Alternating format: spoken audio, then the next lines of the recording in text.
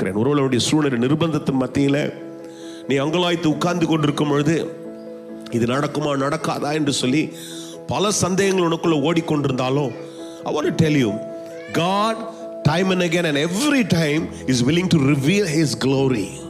அவருடைய மகிமை வெளிப்படுத்துகிறது அவருடைய வேலையாகவே இருக்கிறது. எந்த இடத்துலையும் எந்த ஒரு காரியத்திலும் எல்லா சூழலையும் அவருடைய மகிமையை அவர் வெளிப்படுத்துகிறதுக்கு அவர் ஆயத்தமாக இருக்கிறார். பெற்றுக்கொள்கிற நான், உங்களுடைய சூழ்நிலை மத்தியில் நீங்க இருக்கிறீங்க இல்லையா, பெற்றுக்கொள்கிற நீங்கள் அதை பெற்றுக்கொள்கிறதற்கு ஆயத்தமாக இருக்கிற பட்சத்தில் அவர் வெளிப்படுத்துகிற மகிமை உனக்குள்ள வரும்.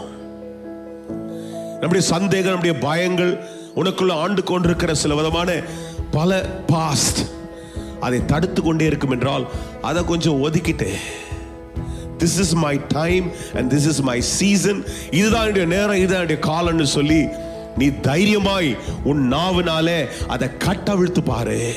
இன்றைக்கு அற்புதம் உனக்குள்ள நடக்கும்.